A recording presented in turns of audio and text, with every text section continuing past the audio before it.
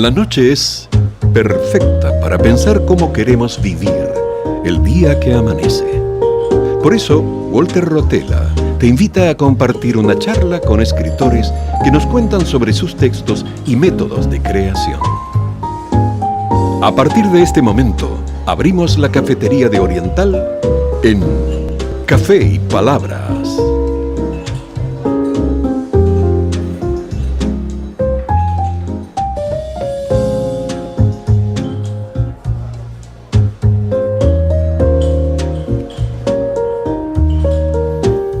Bienvenidos, ingresamos al espacio de Café y Palabras, donde cada sorbo inspira una nueva conversación. Estamos en Radio Oriental 770, amplitud modulada. El programa se transmite en vivo este sábado 14 de junio de 2025, justo cuando arranca el día y se encienden las palabras de la mano de un café.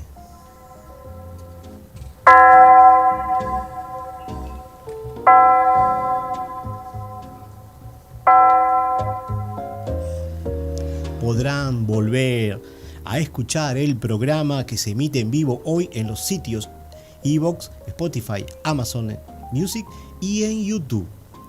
Agradecemos la colaboración del señor Federico Sena, que nos acompaña en los controles de la radio, haciendo que todo fluya, como el aroma del café de una taza recién servida.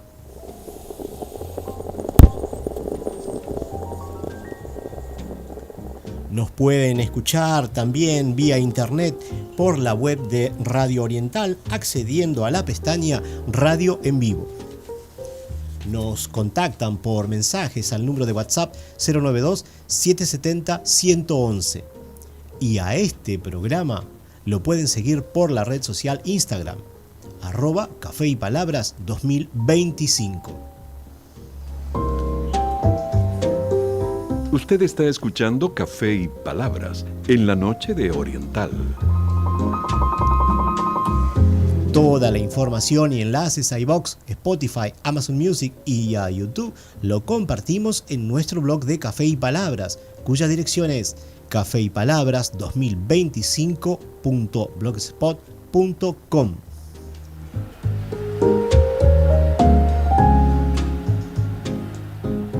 Hoy recibiremos al escritor e investigador argentino Rodrigo Villalba Rojas, nacido en Formosa, Argentina. Es docente de la Universidad Nacional de Formosa, forma parte del Instituto de Investigaciones sobre Lenguaje, Sociedad y Territorio, que pertenece a la misma universidad mencionada. Publicó varios libros de poesía y numerosos informes de investigaciones presentadas en ponencias, en revistas de investigación y libros. Fue el creador del sitio denominado Escritores en Formosa, y que se define como diccionario colaborativo, colectivo, multigenérico, poligráfico, histórico y perenne de autores nacidos y residentes en la provincia de Formosa, Argentina. Más adelante estaremos conversando con él vía telefónica.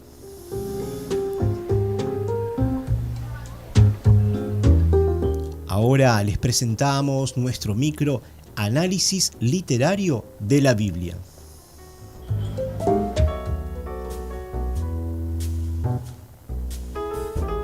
En el micro de hoy vamos a referirnos al libro del Eclesiastés.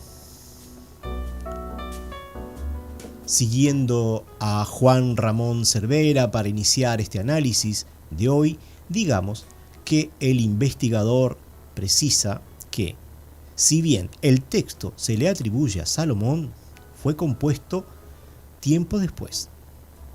Sobre este punto, los investigadores de la Congregación de los Misioneros Hijos del Inmaculado Corazón de María, popularmente conocidos como claretianos, en su sitio web refieren que el autor es anónimo y que probablemente vivió entre el siglo IV y III a.C.,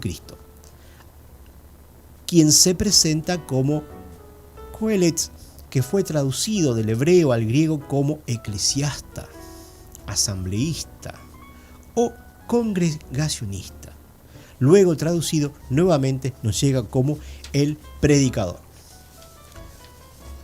Sobre el libro, los claretianos dicen que es un libro muy breve, que toma la forma de diario de reflexiones, impregnado por momentos por páginas líricas. El autor refiere sobre sus propias palabras. Cuantas más palabras, más vanidad.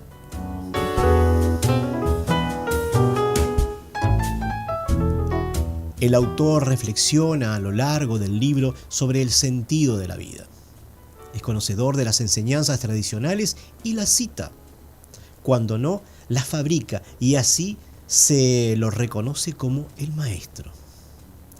Me permito citar textualmente a los claretianos en lo que sigue porque lo expresan muy bien. El Eclesiastés no es pesimista, sino realista. En él, la sabiduría se apea, llega al borde del fracaso. Así encuentra su límite y se salva, barruntando un horizonte trascendente que dé sentido al sinsentido de la vida humana. Otros escritores de la Biblia comenzarán donde termina el Eclesiastés.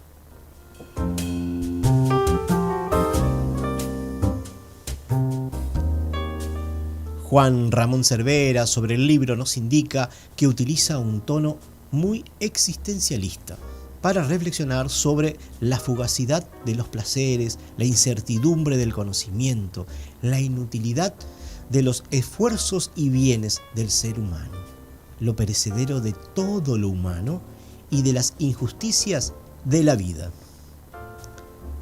Los claretianos aportan algo más en relación a lo que se propone el Eclesiastés, el predicador, cuando expresan que éste se aparta desde el principio de la sabiduría tradicional, a partir del cual el ser humano podía conocer todas las cosas y expresarlas.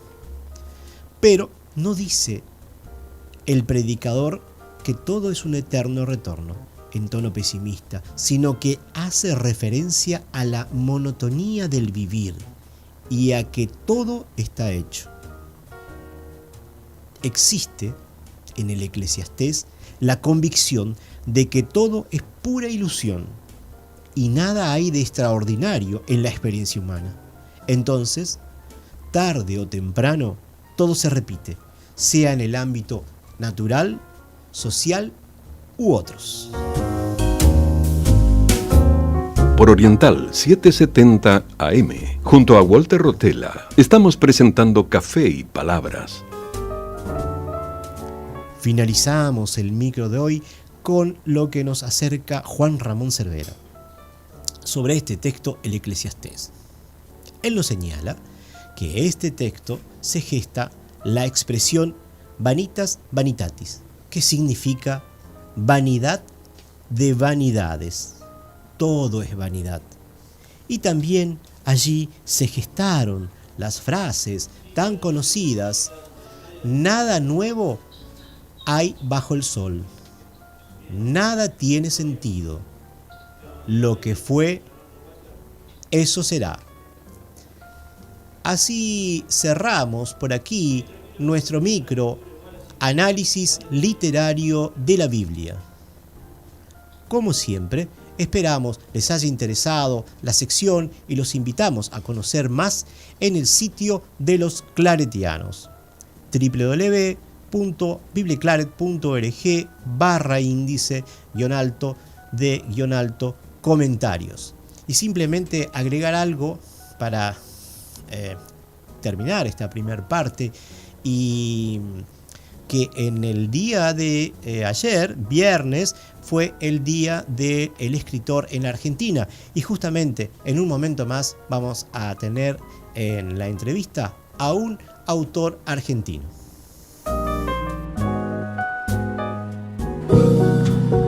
Por Oriental 770 AM, junto a Walter Rotella, estamos presentando Café y Palabras.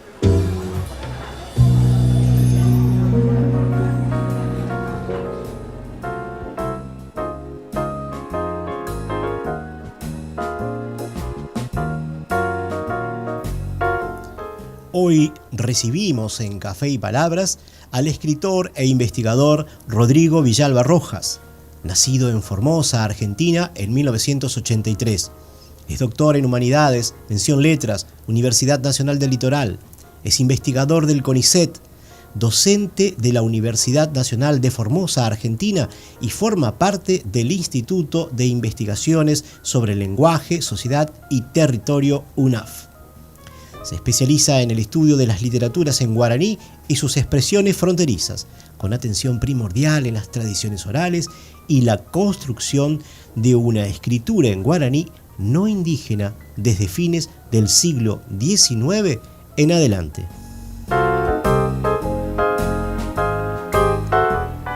Es coeditor con Silvina Paz del libro Lenguas y Mundos Guaraníes, Diálogos y Reflexiones desde las Humanidades, editorial SB 2024. Y acaba de publicar en 2025 el libro La voz y el artificio, orígenes e incrustaciones de la literatura paraguaya en guaraní, nuevamente con editorial SB. El libro forma parte de la colección Paradigma Indicial.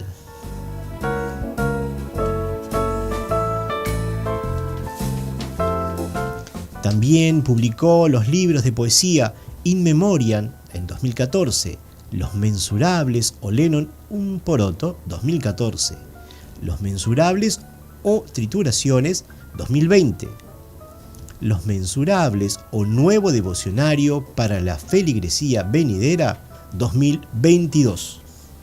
Sus ensayos sobre el teatro regional recibieron premios de la Universidad Nacional de Formosa en 2012 y del Instituto Nacional del Teatro en 2015. En 2021 obtuvo el primer premio CCU para las letras de la Universidad Nacional del Nordeste por su cuento Don Cano, el cual fue leído por su autor y lo pudimos reproducir en el episodio 14 del podcast La voz del autor en octubre de 2021.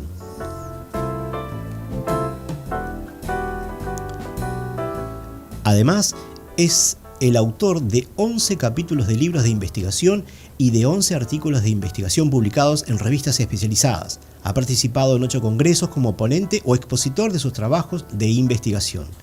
Presentó su tesis en 2021 titulada Ye Purajey Guaraní, la poesía de Narciso R. Coleman en la construcción y primera consolidación de una literatura nacional en lengua guaraní, Paraguay, 1917-1929. Bienvenido, Rodrigo, a Café y Palabras. Hola, Walter. Qué placer escucharte, ¿Cómo Rodrigo. estás? Pero muy bien, muy bien. Acá con un poco de frío, pero acompañados con un café, así que todo bien, todo bien. Bueno, feliz día del escritor. Gracias. Quisiera hacer extensivo el saludo a todos los compañeras escritores de Argentina. Y bueno, vos también que sos un escritor migrante después de todo. Sí, exactamente. Bueno, sobre tus publicaciones de poesía tuvimos oportunidad de hablar en el podcast Página en Blanco, pero hoy te convocamos para que nos aproximes a tus trabajos de investigación sobre la lengua guaraní. ¿Y por qué? Porque el guaraní o guaraní criollo es una lengua hablada por 9 millones de personas en el sur de América. Se habla en países como Paraguay, en zona norte de Argentina, provincia de Corrientes, donde el idioma es cooficial junto al español, Misiones, Salta y Formosa. Además, partes del este de la provincia del Chaco y en puntos aislados de Entre Ríos, aunque también en Buenos Aires por la gran presencia de inmigrantes que lo hablan. Se habla en Bolivia y zonas de Brasil, por ejemplo, en el municipio de Tacuru, en el estado de Mato Grosso del Sur. Tiene al idioma guaraní como oficial desde el año 2010 junto al portugués. Entonces, tus investigaciones y la de otros estudiosos del tema se reunieron en el libro Lenguas y Mundos Guaraníes, Diálogos y reflexiones desde las humanidades, que fue publicado en 2024. ¿Qué podemos encontrar en este libro de 334 páginas, que justamente lo tengo acá en el estudio conmigo?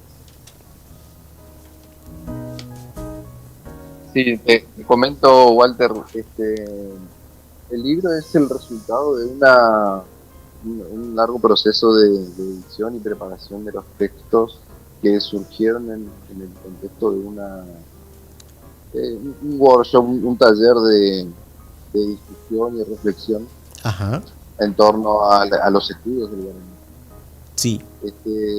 Nosotros en Formosa desde el 2017, este año se va a hacer la tercera edición. Desde el 2017 venimos haciendo este taller de reflexión, intercambio sobre los estudios en torno al guaraní. Ajá. Donde se reúnen especialistas de diferentes partes del mundo. Claro. Gran parte de estos especialistas son de Argentina, de Paraguay.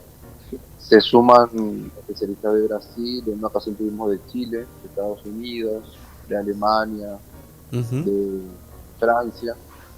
Y lo que se hace es generar un espacio de discusión y en función de esas discusiones animar diálogos, animar reflexiones y proponer que los autores elaboren como pequeños ensayos o artículos de investigación que tiendan a aportar una mirada desde diferentes puntos de vista, si es posible desde lo interdisciplinar también, en torno al fenómeno del guaraní como fenómeno transversal a la disciplina, ¿no? Entonces, claro. En el 2021 se presentaron varios trabajos de investigación.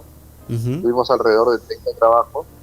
De esos 30 trabajos se hizo una selección de al menos 10 trabajos que fueron profundizados, fueron reelaborados por los autores, claro, y atravesar un proceso de revisión, de revisión crítica interpares, lo que hace que cada uno de los textos tenga detrás un respaldo y una discusión académica fuerte, sólida. Claro. Entonces, con esa colección de trabajos, con mi compañera Silvina Paz, decidimos reunirlos en un libro que reflexionase en torno a lo que significa hoy estudiar guaraní en la actualidad, y cuáles son los desafíos venideros, sobre todo teniendo en cuenta esto que vos decís del amplio, la cobertura amplia de la población guaraní hablante en Sudamérica, pero también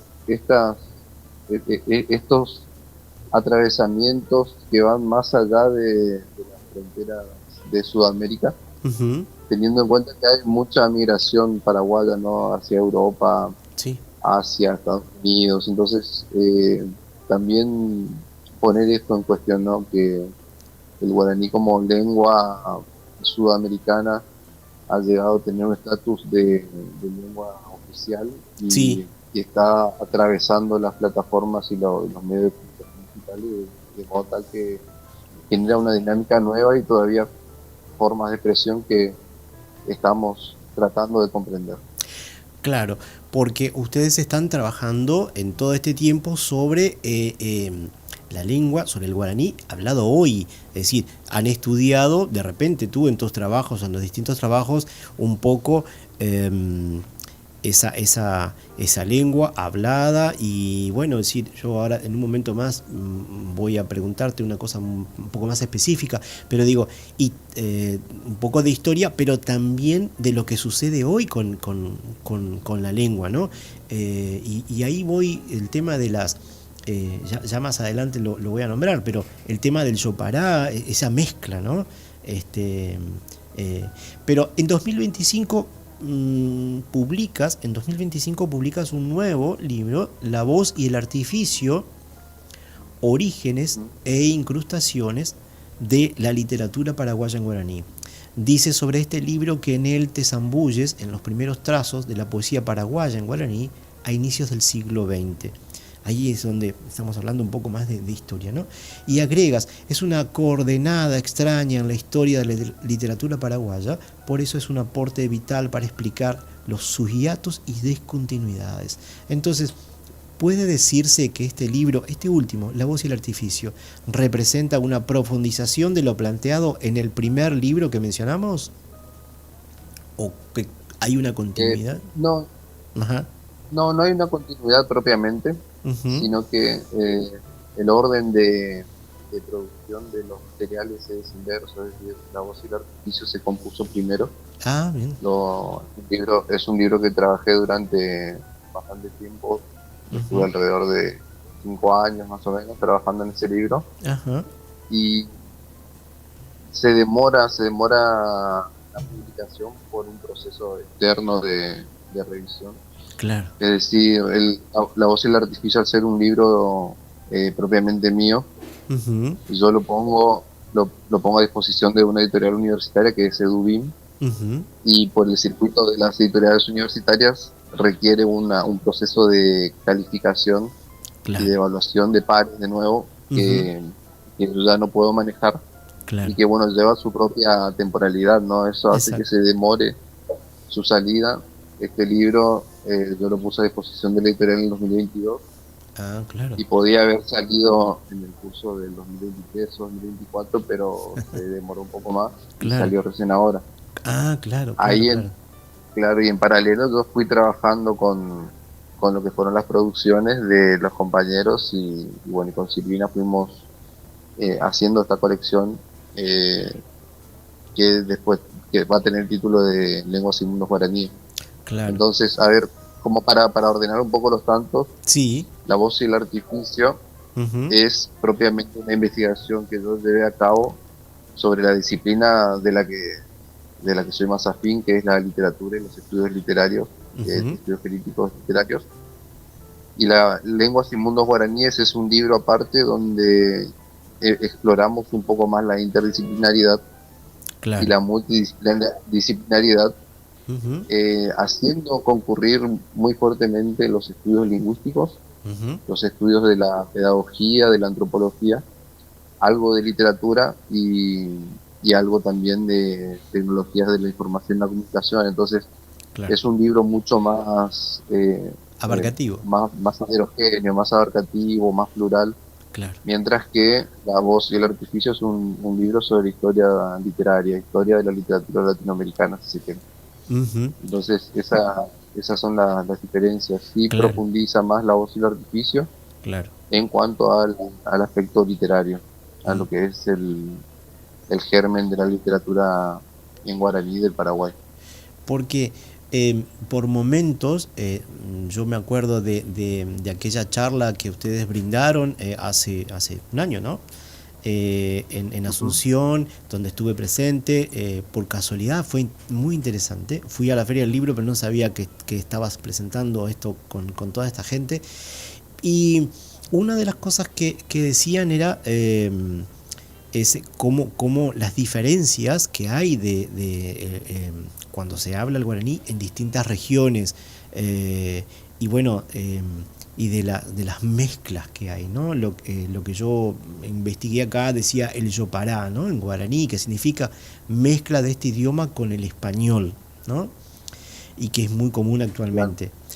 Y ahí también en esa oportunidad hablaban de ese tipo de cosas, cómo había diferencias entre lo que se hablaba en Asunción, lo que se hablaba en el interior, en el campo, lo que se habla en la zona de Brasil, en Bolivia, cambia, ¿no? La misma lengua. Sí, cambian los patrones acentuales, cambian. De hecho, estamos hablando de variedades en las diferentes regiones, estamos hablando de variedades étnicas, muy fuertemente marcadas por las diferencias étnicas. Claro. Mientras que lo que tenemos en Paraguay como lengua nacional, la lengua oficial del Paraguay, ya es una lengua que no está emparentada necesariamente con grupos indígenas o con pueblos originarios, sino que se asume que históricamente el guaraní procede de la raíz indígena, pero ya no se asume que es una lengua aborigen, sino que se ha convertido en una lengua estatal. al convertirse en una lengua estatal hay un proceso muy fuerte de índole política, de política lingüística, Ajá. donde la lengua se constituye como estándar y entonces el Estado pone todas las herramientas a disposición de generar una academia de estudio de la lengua, una academia que a su vez produzca diccionarios, produzca gramáticas, Uh-huh. que profundice en la capacidad de expresión de la lengua a través de la creación de neologismos, Claro. a través de la creación de géneros de escritura, por ejemplo, pueden generarse, no sé, modos de escritura de la literatura, pero también de modos de escritura no sé, de textos jurídicos, Ajá. de eh, de textos técnicos Uh-huh. que, que sean afines a lo que necesita la lengua en sí para convertirse en una lengua vamos a decirle de una manera bruta y brusca, Uh-huh. como una lengua de mayor cultura. Es Claro. decir, lo que nosotros tenemos a las lenguas literarias, todo el arsenal retórico que tienen las lenguas hegemónicas en Occidente, Ajá. eh, tienen encima una larga tradición de creación De producción. léxica, de Claro. elementos Claro. significantes, Uh-huh. con las que lenguas indígenas como el guaraní, como muchas otras lenguas amerindias, Ajá. no poseen, que una vez que se catalizan, Claro. el Estado tiene que encargarse de garantizar que estas lenguas tengan todo ese arsenal, Claro. eh, todo ese arsenal léxico, ¿no? Léxico, gramatical, de todo tipo. Claro. Y esto favorece también a que el guaraní después pueda convertirse en lengua de plataformas virtuales, ¿no? Por eso tenemos el traductor de Google en guaraní. Uh-huh. Tenemos Claro. Mozilla, uno a Mozilla lo puede poner en guaraní, por ejemplo, y se encuentra con algunas traducciones de funciones o comandos del programa, de la plataforma, Ajá. son más afines a un guaraní académico, algunos son más afines a un guaraní hablado Ah, claro. o cercano al yopará, sí, Uh-huh. pero tiene que ver con cómo fueron trabajando los diferentes programadores, que Claro. después de todo son asistencias de lingüistas también las que están detrás de eso. Sí. Y lo que te dije hace un rato, estamos asistiendo a nuevos modos de expresión de la lengua que todavía tenemos que terminar de comprender, que va a ir avanzando a pasos agigantados a medida que vamos comprendiendo, porque Mira. justamente en la presentación del libro ahí en Asunción Uh-huh. se dieron estas coincidencias, ¿no? Que haya sido una presentación al año siguiente de la otra, y Uh-huh. me encuentro con unas chicas alumnas de uno de los colegios superiores Ajá. que me hacen como una entrevista breve para estas redes sociales Ajá. y me preguntan sobre la posible desaparición del guaraní. Y es muy curioso porque hace 100 años, que es lo que yo estudio en la voz y el artificio, Uh-huh. hace 100 años ya se estaba anticipando, vaticinando que el guaraní desaparecía. Claro. Decían, en los años 20 el guaraní está pronto a extinguirse. Uh-huh. Hoy, 100 años después, el guaraní no está pronto a extinguirse, está al contrario, está más revitalizado que nunca. Uh-huh. Y lo curioso de todo esto es que todavía está en la representación de las personas que el guaraní se está por extinguir. Claro.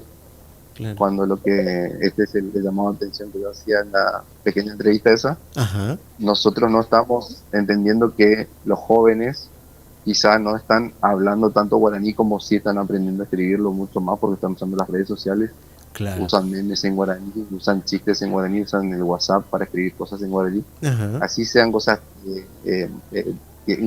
así, Claro. cosas que sean desvergonzadas Uh-huh. o maledicentes, pero utilizan el guaraní y bueno, y todavía estamos por descubrir qué es lo que van a hacer los jóvenes con las nuevas generaciones con esa lengua, porque nosotros, o sea, te habrá pasado a vos, Walter, me pasó a mí, que una vez que pasamos los 30 años empezamos a preguntarnos sobre nuestras raíces y Claro. empezamos a Claro. indagar un poco más y tratar de descubrir y redescubrir eso, Exacto. y a todas las generaciones le va a pasar. Sí, Entonces, sí. el guaraní se va a ir revitalizando de diferentes maneras, Claro. pero no... Es una lengua que está viva, no es veo decir, se sigue evaluando, se sigue pensando en ella. Cuando la gente piensa en ella, en algo, es porque está vivo. A mí me llamó la atención hace unos pocos días, viendo en redes sociales a unos chicos en Formosa, en el recreo, haciendo unas bromas y unas canciones en guaraní. Me llamó poderosamente la atención, porque eso es de ahora, en pleno recreo, ¿no? Es decir, y ahí en la frontera, ¿no? Ellos lo usan, ¿no? Porque en otro momento yo hablaba con una escritora correntina y le preguntaba, porque es una maestra jubilada que está muy vinculada con todo lo que tiene que ver con las escuelas y demás, sobre cómo era esto de el guaraní. Yo me acordaba de Lenguas y Mundo Guaraní, de lo que había leído ahí, de lo que lo que dice en el libro, de cómo se estuvo trabajando en Corrientes sobre todo este tema. Y entonces le preguntaba cuál era la realidad que ella veía respecto de el habla del guaraní en los adolescentes, en los niños, si era lo que estaba diciendo el libro, y me decía que sí.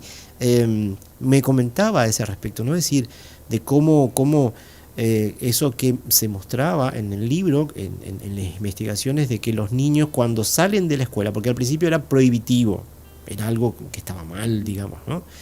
Y cuando el niño salía del entorno de la escuela, cuando iban a buscar, lo dice en el libro, cuando iban a buscar las raíces, las cosas, usaban más el guaraní normalmente. Entonces, hay una cuestión de cómo, y tuve en una investigación que leí, que ahora no puedo citarla porque no me acuerdo, pero lo estuve leyendo, donde hubo sistemáticamente, si no se destruyó, al menos se fue solapando todo lo que era guaraní. Y bueno, tú lo rescatas en esa investigación, no me acuerdo cuál es el texto donde tú investigas todo ese tema, que lo estuve leyendo.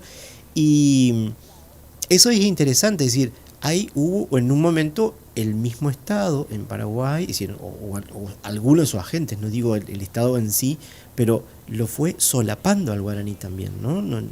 Tuvo un enemigo complicado allí, ¿no? Sí, hay si nos situamos bien en la historia, después de la guerra de la Triple Alianza, sabemos que el Paraguay como ejército, como fuerza gubernamental, perdió la guerra. Y quienes ganaron fueron, claro, del lado de Brasil, el ejército de Brasil sobre todo, y el ejército argentino, que plantaron gobiernos, y para el modelo liberal entonces, sostener una lengua como el guaraní, que era una lengua considerada atrás, una lengua, lengua de hecho, sí, era considerada una lengua de barbarie. Claro. Y lo que se buscaba era el progreso, y el progreso estaba representado por la modernidad, por el español, por el portugués. Entonces, las escuelas tendieron a exigir que se enseñen, es decir, los gobiernos nuevos en ese entonces tendieron a exigir que se enseñe el castellano, que se prohíba el uso del guaraní, que se prohíba que los maestros empleen guaraní con los jóvenes, que se enseñe en guaraní en las escuelas. Y incluso los propios miembros del Parlamento, que eran guaraní hablantes, también se imponían la exigencia de no utilizar el guaraní en espacios administrativos. Entonces, ahí hay una autocensura muy fuerte, claro, que empezó durante décadas. Nosotros recién asistimos a una especie de sacudón en los primeros 10 años del siglo XX, cuando se animan a publicar a través de folletos, pequeños cancioneros, a través de páginas de la prensa, pero como letra suelta, algunas palabras, algunas expresiones en guaraní. Y recién en los años 30 tenemos una producción más fortalecida ya de literatura en guaraní. Es decir, si hubiesen sido, pasa algo parecido a lo que sucedió con la ciencia versus el oscurantismo de la Edad Media, ¿no? Claro. Durante esos 50 años posteriores a la guerra de la Triple Alianza, el guaraní podía haber avanzado un montón y se podía haber establecido como una lengua estandarizada, por literatura propia. Sí. Pero claro, estaba estigmatizada la lengua, los hablantes estaban estigmatizados, y era considerada de campesinos, de atraso, lengua bárbara, Claro. una lengua que entorpecía el saber y quedó como relegada a las esferas más populares, y eso, de todas maneras, esa representación de lengua que entorpece sigue replicándose en las personas que no hablan, no conocen el guaraní, y que tienen miedo de que o hablan y no quieren que sus hijos sepan porque están no sé ni cómo se transfirió esa representación, va pasando de generación a generación, y nosotros encontramos en la actualidad, preguntamos a gente adulta qué opina de la lengua y de que los jóvenes aprendan, y algunos están a favor, algunos están en contra. Nos ha pasado haciendo exploraciones de campo, claro, que hacemos entrevistas y nos dicen, y bueno, está bien, nomás que nos enseñe porque entorpece un poco. Y son representaciones que bueno, uno no puede más que comentarle que no están así, pero ya están totalmente cristalizadas en la mente de los guaraní hablantes. Algo parecido pasa en Corrientes. Yo quisiera citar el caso de Corrientes. Desde hace unos años, desde hace alrededor de 8 o 9 años, se está trabajando fuertemente en Corrientes con el equipo de Carolina Gandulfo, que están llevando adelante estas experiencias de alfabetización en las escuelas rurales. Y están realizando experiencias muy, muy bonitas, porque son los niños de las escuelas que se convierten en portadores del saber, porque ellos traen el guaraní de la casa, y lo que generan es un intercambio con los docentes. Entonces, a partir del intercambio con los docentes se crean instancias de producción de textos en guaraní. Mira qué bien. Donde los docentes confían en lo que traen los niños, y lo van anotando, ¿no? Y ese acto de anotar la lengua es todo un logro ya para los jóvenes, porque aprenden ya de entrada que la lengua guaraní es también una lengua de escritura, cuando te habrás encontrado muchas veces con gente adulta que no sabe escribir la lengua. Sí, exacto. Que es una de las debilidades más grandes que tiene el guaraní en los estratos populares, ¿no? Claro, es decir, entonces la experiencia se habla pero no se escribe. Y ya ha logrado avances notables. Mira qué bien, qué interesante, ¿no? Y eso es ahora, eso es en la actualidad, porque tengo acá algo de que, por ejemplo, en una época, según vimos, hablar en guaraní o escribir en esa lengua fue, si no prohibido, al menos menospreciado, lo decíamos recién, aunque en cierto momento fue muy atacado, incluso en el mismo Paraguay. Hoy la lengua es revalorizada, reconocida como una de las 3 lenguas del Mercosur, por la promulgación del Decreto Supremo número 25.894 del 11 de septiembre de 2000, el guaraní es una de las lenguas indígenas oficiales de Bolivia, por ejemplo. Fue incluida en la Constitución Política el 7 de febrero de 2009. En la provincia de Corrientes, que estábamos hablando recién, Argentina, el guaraní es un idioma cooficial junto al idioma español desde el 2004. Ahora, estas instancias de reconocimiento se dan en tiempos en que se están desarrollando estas investigaciones de las que veníamos hablando. Ahora, estos procesos de revalorización que mencionamos, ¿se dan realmente o no? Es decir, tú me estás hablando de que en Corrientes se da un caso que sí, pero ¿y en el resto de la región? Claro. Sí, es una pregunta interesante, porque nosotros vemos que en Corrientes se da el caso que sí, porque hay un equipo que se lo propone y hay grupos de hablantes que asumen nosotros le decimos la agencialidad, ¿no? Nos hacemos cargo de que somos hablantes, de que podemos hacerlo y que lo vamos a llevar adelante. Entonces lo hacen.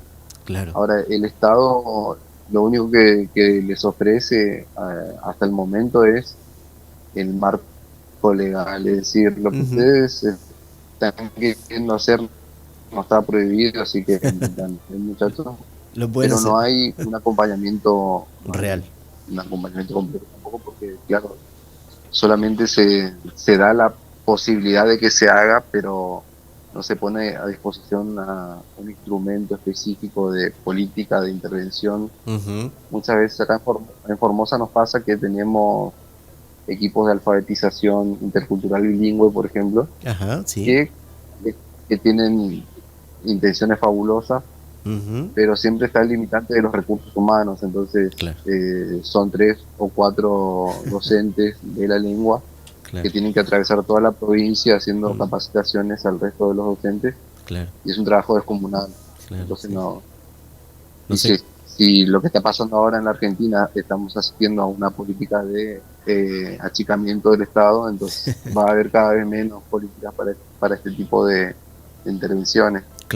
Entonces va a quedar todo ligado a ponerle esperar que algún capital privado se interese en hacer este tipo de rescates, salvo que sea un museo privado o alguno de estos coleccionistas de arte o filántropos como había en el siglo XIX, principio del XX, que tengan intención de hacer este tipo de actividades. Ahí podríamos asistir a campañas o proyectos de intervención fuerte donde haya no sé, incluso pienso lo más parecido que se ha logrado de avances en las lenguas, se ha logrado gracias a las misiones cristianas, las misiones evangélicas o católicas, que lograron durante siglos la escritura, la modernización de la lengua a través de la escritura y de la enseñanza,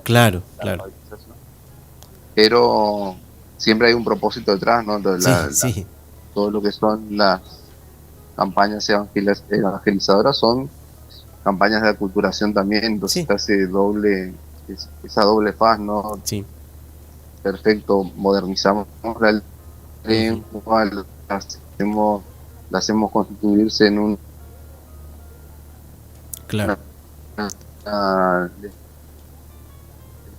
alfabetizada, pero le restamos la cosmovisión, que como te digo, estamos asistiendo a un desmadre de ese sentido en Argentina al menos. Paraguay tiene buenos propósitos, tiene una buena cantidad de recursos humanos, pero de nuevo tenemos una presión estandarizadora que un poco borronea lo que son las especificidades étnicas. Así que tenemos un montón de etnias guaraní hablantes de diferentes variedades de guaraní, pero lo que se les impone del Estado es estudiar el guaraní estándar, que de nuevo no es el guaraní que se habla, sino un guaraní que se va a utilizar solamente en el ámbito escolar. Entonces, mucho más específico. Cosas por solucionar, todavía es complejo. Exacto. Vos sabés que eso mismo me decía un escritor y hablante y docente de quechua, ¿no? del Rinasuni.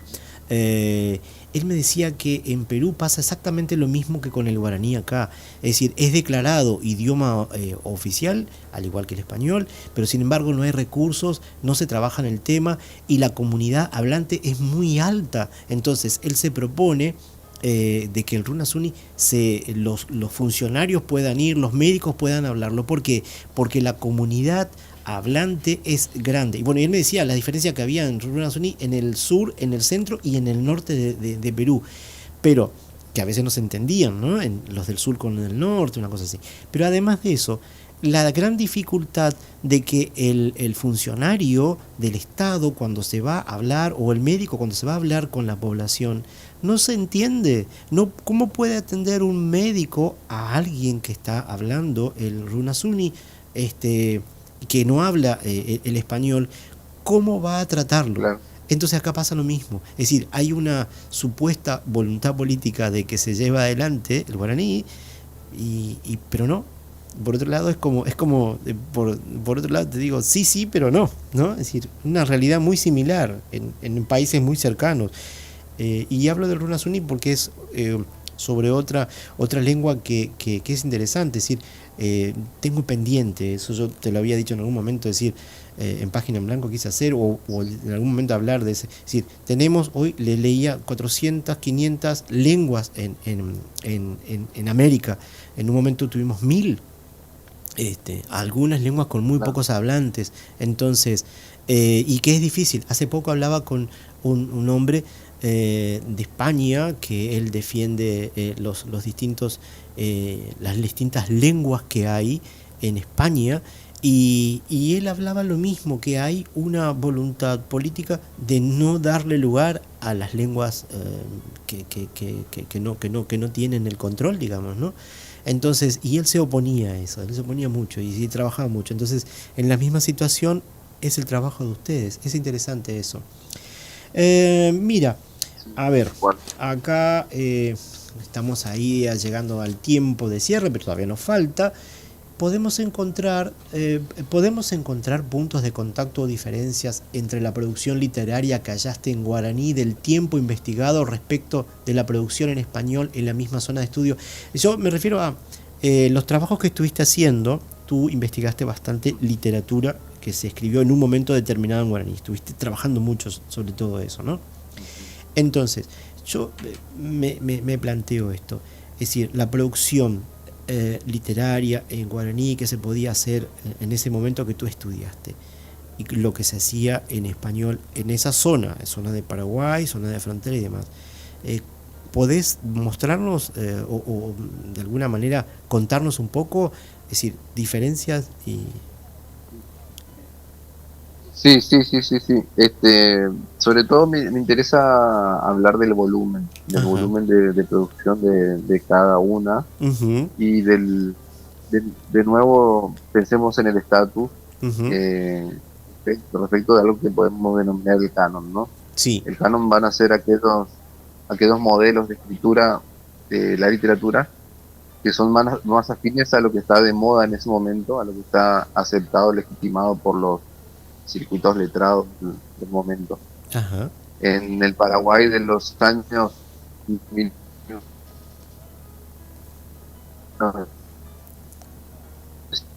se nos entrecorta la comunicación. Tenemos ese inconveniente, se nos entrecorta la comunicación. Tenemos un pequeño... Ahora sí, te escuchamos, a ver. Ahí sí. ¿Estás? Sí, ahora sí. Bueno, sí, te decía, escrituras que eran más afines a lo que se consideraba en ese momento literatura, siguiendo un parámetro, pongámosle por caso, de escritura modernista o romántica o tardorromántica. Uh-huh. Entonces los textos líricos, los textos narrativos, respondían a ese esquema, a esos géneros, a esos movimientos, a esas estéticas. Ajá. Y se producían en castellano, y lo que se producía en guaraní ni siquiera era considerado literatura. Es decir, había algunos gestos letrados, algunos de estos autores que escribían en castellano, uh-huh, que se animaban a escribir en guaraní como para demostrar su versatilidad con la lengua y demostrar que también el guaraní podía ser empleado desde el punto de vista literario. ajá, Pero no se generaba, no constituía una corriente de producción el guaraní, claro, sino que era un ejercicio letrado. Es decir, de repente se me ocurre escribir lo que hacía Ignacio Pane, por ejemplo, uh-huh, traducir un poema de Lope de Vega al guaraní y lo traducía. claro. Hacer un texto que escribí, que se me ocurrió en castellano, volcarlo al guaraní también lo podía hacer. Claro. Pero no había una decisión estética de producción hasta ese momento uh-huh, de toda una obra en guaraní. Claro. El único escritor paraguayo que produce toda su obra en guaraní va a ser Ciso Ramón Colmán, que es al que le dedico gran parte de la tesis, uh-huh, que crea totalmente una obra lírica escrita enteramente en guaraní. Ahí está. Y también una obra de psicológica escrita en guaraní con la parte metatextual, lo que son las explicaciones en castellano. Claro. Eso hace que el guaraní sea ya objeto de análisis para este escritor, y objeto, no solamente objeto de análisis, sino instrumento de producción literaria. Claro. Cosa que parecía totalmente inédito para ese momento. Claro. Estamos hablando de un solo escritor que producía su obra en guaraní, Claro. versus 40, 50, 60 que producían todo el resto de la literatura paraguaya en castellano. Claro. Entonces tenemos un volumen de producción muy diferente. Cuando ingresamos más hacia los años 25, 30 y ya en la Guerra del Chaco, Hay un volumen más grande de escrituras en guaraní que van a salir publicadas en Cancioneros, Sí. que todavía no van a ser consideradas literatura. Claro. Recién nosotros estamos considerando literatura eso con Bartolomé Meliá en los años 90. Claro. Es decir, el guaraní, aún teniendo una forma de expresión literaria escrita, no era considerado literatura porque para los letrados era una escritura vulgar. Y en los años 80, 90 empieza a integrarse más como lengua de escritura literaria, ¿no? Todo un proceso. Y todavía sigue en discusión, de hecho, cómo escribir de la manera más lograda, más acabada un guaraní literario.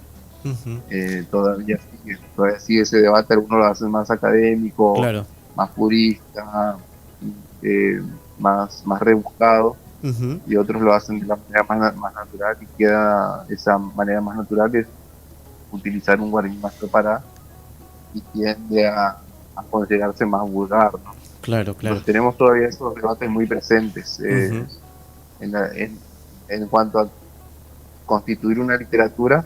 El escritor en guaraní tiene que pensar muy bien en qué lengua y cómo quiere escribir esa lengua. Claro. A diferencia del escritor en castellano, que nosotros escribimos en castellano y vamos pensando, seleccionando letras, pero de un abanico de expresiones que son más figurativas, menos figurativas, pero en nuestra lengua. Claro, sí. El escritor guaraní no, el escritor guaraní tiene que dialogar mucho con las dos lenguas. Claro, porque hay una cosmovisión distinta. Mira, si tú tienes algo para leernos, me quedó corto el programa, la verdad me quedó corto. Tengo un montón de preguntas, así que te vamos a estar convocando para un próximo programa, porque se nos fue el tiempo. Sin embargo, nos quedan 2-3 minutos. Algo que tú puedas leernos en guaraní antes del cierre, porque nos quedaron muchas preguntas, mucho por trabajar, pero me gustaría que hagas el cierre con algún texto en guaraní. Dale, si querés te puedo leer un texto que me gusta mucho, que es de Miguel Ángel Mesa, un poeta paraguayo. Hace poco me lo crucé en la Feria del Libro. Es de uno de sus libros de 1985, de hecho. Bien. Te lo voy a leer un fragmento. Bien. En guaraní, después te leo la traducción. Perfecto. El poema se titula Apu. Apu.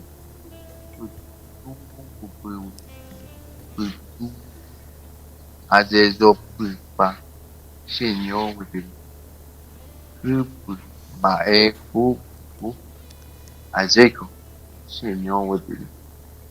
Visharo anam. Aku esa puta. Apa. Shinyo wipil. Kita aki sepu. Ase. Aku está aquí se super disculpa. La traducción es... Sí, disculpa. Sí. Vos sabés que se escuchaba tan mal el sonido que entonces no logramos captar bien el sonido. Es decir, tenemos un grave problema en el enlace, en la comunicación. Entonces no se llegó a entender bien las expresiones por ese problema. Es decir, algo conspira contra el guaraní. Algo conspira contra el guaraní. Aún los medios técnicos. Sí, pero a ver, no importa. Léenos, a ver si logramos escuchar aunque sea la traducción. Y insisto, te convoco para un próximo programa en algún momento para seguir hablando de estos temas que son muy interesantes. Te escuchamos la traducción, a ver si podemos escuchar. Bueno, dale, leo la traducción. Dice, sí. Aparezco, viniendo de las entrañas del oscuro. Qué oscuro, todo me oprime, aún estoy solo. Qué honda esta larga tiniebla. Cierto, aún estoy solo, es vasto y denso el frío. Honda la tiniebla. Súbitamente me muevo, estoy despierto. Aún estoy solo, qué mucho he dormido en mí mismo. Salgo a la vigilia. Me muevo verdaderamente en mí mismo, aún estoy solo. Ahí está. Bien, el final, el final otra vez se escuchó bajo.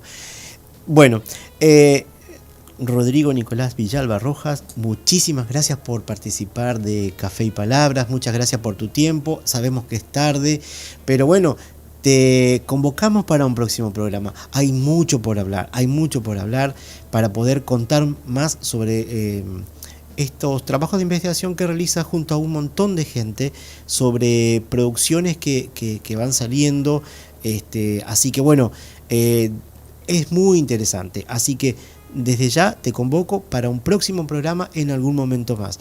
Muchas gracias por participar de Café y Palabras. Sí, muchísimas gracias a vos, gracias a toda tu audiencia por el espacio, por la atención, y cuando quieras, acá estamos a disposición. Perfecto. Y nos estaremos comunicando en cualquier momento. Que así sea. Muchas gracias, Rodrigo. Fuerte abrazo, Walter. Gracias. Pueden seguirnos en Instagram, @Café y Palabras 2025.